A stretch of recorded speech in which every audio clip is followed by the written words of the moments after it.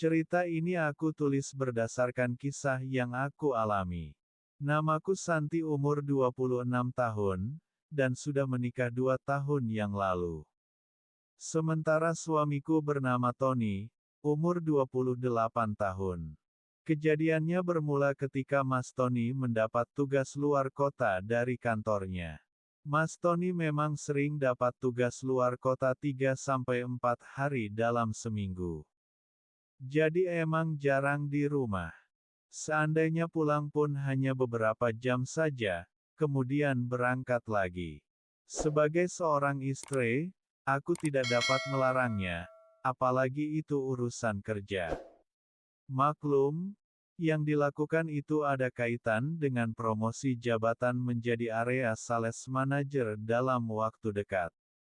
Tentu, aku merasa ikut senang mendengar kabar tersebut, sehingga aku pun memberikan kebebasan waktu padanis untuk meningkatkan prestasi dan etos kerjanya. Tapi jujur, karena kesibukannya itu, Mas Tony sering melupakan aku sebagai seorang istri. Hampir tiap hari aku bergelut dengan kesepian. Apalagi sampai saat ini kami belum dikaruniai momongan.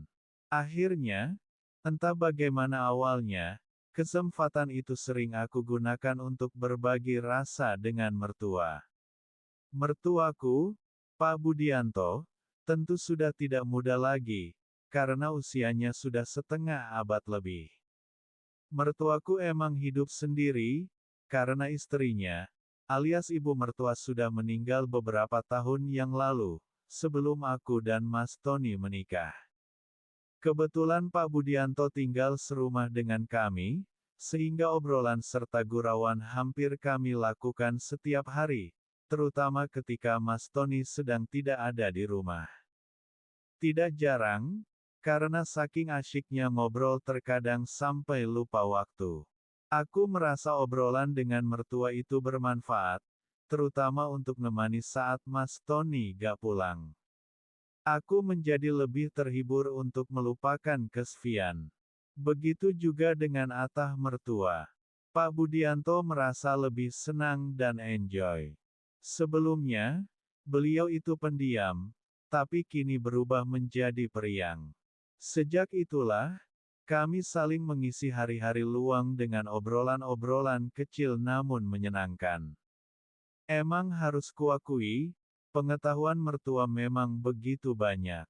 Cara penyampaiannya pun cukup diplomatis dan memperlihatkan wibawa seorang yang telah berumur. Suatu hari, beliau bercerita tentang kecantikan istrinya sewaktu masih hidup. Bahwa istrinya dulu tergolong wanita yang banyak disukai oleh pria lain. Di samping parasnya yang cantik, lembut, juga mempunyai bodi yang mengagumkan. Kalau ada lelaki yang meliriknya, pasti akan jatuh cinta pada pandangan pertama. Makanya, aku beruntung mendapatkan ibumu dulu, tapi sayang, ia begitu cepat meninggalkanku, kata mertua sambil menghembuskan asap rokok dari mulutnya.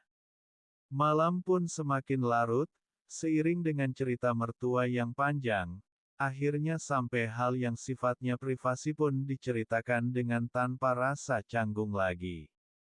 Singkatnya, bahwa almarhumah ibu mertuaku adalah istri yang cantik serta dapat memuaskan dalam setiap permainan rasa yang mereka lakukan. Hampir setiap malam kami lakukan, yang jelas jarang terlewatkan, kata mertua masih mengenang masa lalu.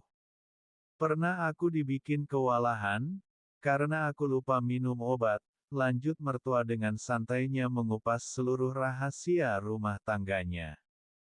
Kamu belum ngantuk kan? Tanya mertua sambil merafatkan duduknya ke sampingku. Saat itu kami duduk di sofa panjang di ruang tamu.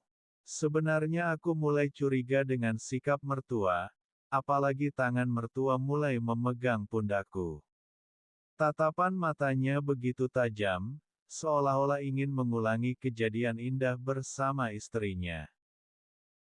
Dan aku lebih kaget lagi, ketika mertua berkata, "Kamu cantik Santi, maukah kamu barang sejenak menggubah rasa mengisi suasana. Kata mertua yang kelihatannya sudah terpengaruh dengan cerita masa lalunya itu. Tolong, aku sudah lama pingin, lagian suamimu kan tak ada di rumah. Desak halusnya sambil menarik tanganku pindah ke KMR. Jangan ayah. Aku milik-milik Mas Tony, tolakku sambil menepis kedua tangannya. Sekali aja kok. Rayu mertua yang semakin tak bisa menguasai diri. Sungguh, aku merasa bingung saat itu. Tapi anehnya aku hanya diam dan akhirnya nuruti kemauannya begitu saja. Mungkin karena rasa kasihanku kepadanya karena ia sudah lama kesepian. Apalagi sebagai seorang istri normal, aku juga jarang sekali mendapatkan dari suami, karena kesibukannya. Sementara itu dengan lembutnya ia mulai memerankan aksinya, yang kuakui begitu lincah dan lihainya bermain peran, sampai akhirnya aku tak kuasa lagi menahan hemfazan gelombang, dan membawaku entah kemana akan berlabuh. Aduh, sebenarnya aku sudah berusaha untuk tak terpengaruh, tapi angin sepoi yang dihembuskan Pak Budianto benar-benar membawaku makin terbang melayang ke awang-awang, dan tanpa kusadari, beberapa anggota TEP ini bergerak sendiri, bagai terkena hipnotis musik salsa yang begitu rancak dan menggelora. Aku telah mengimbanginya, sebab aku tak mau hidup berada di ruang yang hampa. Tapi sebaliknya, meski kini sawahku tak kering lagi, tapi aku nyadar, kalau sebentar lagi aku akan hidup di dua sisi, bersemayam di dua hati, dan berpijak di antara dua pasang kaki. Tapi mau bagaimana lagi, aku sudah terlanjur masuk dalam permainan yang tak mungkin aku hindari. Selain karena Pak Budianto yang begitu pandai menghidupkan suasana, juga aku lagi mendalami pengalaman baru, belajar menjadi joki di arena pacuan kuda. Akhirnya aku hanya bisa tersenyum penuh arti, mendengar pernyataan Pak Budianto kalau aku tak kalah dengan mantan istrinya. Nafasku makin memburu ketika sesuatu dari dalam diri tiba-tiba seperti meledak untuk yang ketiga kalinya. Aku tak bisa berkata-kata, sebab raza dari puncak segala raza itu telah melupakan semua masalah yang tengah aku hadapi.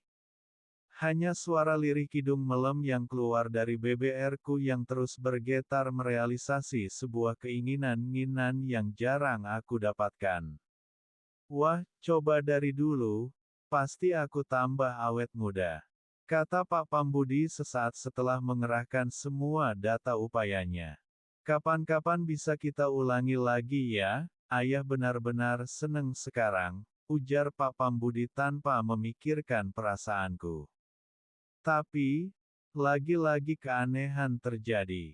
Sebab tanpa kusadari, aku mengangguk dan tersenyum kecil sebagai isyarat akan ada aksi lanjutan pada lain kesempatan. Piye toki, batinku. Setelah aku kembali ke alam kesadaranku, hari-hari berikutnya ku lalui dengan perasaan penyesalan. Aku merasa telah menjadi istri yang gagal. Istri yang tak berguna lagi, istri yang tak bisa menjaga kesetiaan dan harga diri. Benar kata orang bijak, ketika istri sudah berani berselingkuh, maka tak akan ditemukan lagi ketenangan, apalagi kebahagiaan. Sebab sekali melakukan, pasti akan sulit untuk melupakan. Itu emang benar yang aku rasakan. Buktinya, penyesalan itu tinggallah penyesalan, sebab aku jadi terlalu sulit untuk tidak mengabulkan, ketika ayah mertua yang meminta. Alhasil, kini aku telah hamil.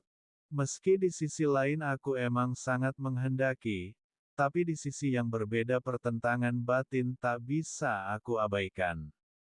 Saat Mas Tony pulang, kemudian aku ngomong baik-baik kepadanya, responnya hanya diam yang dibalut rasa kecewa yang terpancar dari raut wajahnya. Aku tahu apa yang ada dalam benaknya. Tapi tak mungkin aku akan berkata jujur apa adanya. Itulah awal kebohongan terbesar yang aku lakukan pada suami. Dan entah sampai kapan aku bisa bertahan untuk menutupi res ini. Beginilah akibatnya jika istri berani berbuat zeurong, hanya akan membuat hati tersiksa, dan dijauhkan dari rasa tentram dan bahagia. Semoga pengalaman ini tak akan terjadi pada yang lain. Sekian dan terima kasih.